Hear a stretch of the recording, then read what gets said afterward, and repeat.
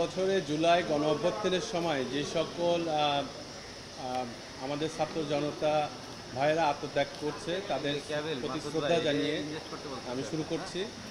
প্রথমত হচ্ছে 5ই আগস্টের পরে প্রেক্ষাপট যদি আমরা একটু চিন্তা করি, সেই সময়ে আমাদের যারা আসলে এই গণ অভ্যুত্থানের যারা খুন করেছিল তারা বিভিন্নভাবে দেশ থেকে চলে যাচ্ছিল, পালাচ্ছিল সেই সময়ে, এবং তাদের বিচারের নিয়ে একটা শঙ্কা তৈরি হয়েছিল।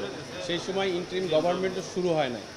ইন্টারিম গভর্নমেন্ট 8 তারিখে যেদিন শপথ নেয় তার 2 দিন আগে আমি একটা রিট ফাইল করি। সেই রিটে আমি এই ম্যাস কিলিং যে হয়েছিল, অর্থাৎ গণহত্যা যেটা হয়েছিল, সেইটার সুষ্ঠু বিচারের জন্য আমি একটি রিট ফাইল করি। তখন ইন্টারিম গভর্নমেন্ট ফর্ম হওয়ার পরে তখন তৎকালীন যে হাইকোর্টের যে বেঞ্চ ছিল সেই বেঞ্চটি একটি রুল ইস্যু করে যে তাদের যাতে যারা গণহত্যা শিকার হয়েছে তারা যেন সুষ্ঠু বিচার পায়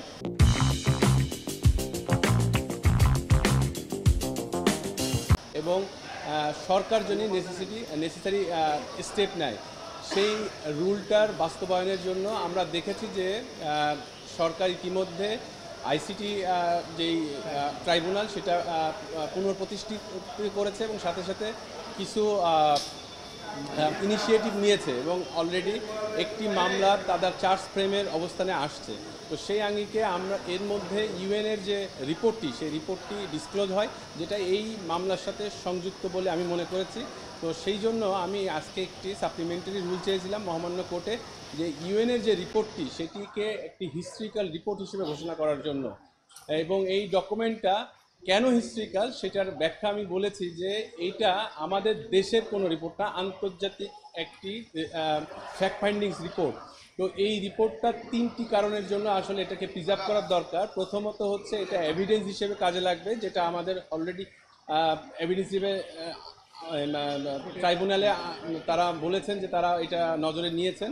দ্বিতীয় হচ্ছে আমাদের যারা ভবিষ্যৎ প্রজন্ম তাদের জানা উচিত আসলে কি হয়েছিল এই সময়, আমরা জানি ভুলে না যাই, সেটার জন্য এটা একটা বাস্তবিক দলিল হিসেবে থাকবে। 3 নাম্বার হচ্ছে যে এটা ভবিষ্যতে রিসার্চ পারপাসে যাতে কাজে লাগে, অর্থাৎ পৃথিবী শুধুমাত্র বাংলাদেশ না, পৃথিবীর বিভিন্ন দেশে জানি এই রিপোর্টটা দিয়ে বুঝতে পারে যে স্বৈরা শাসক কী ছিল।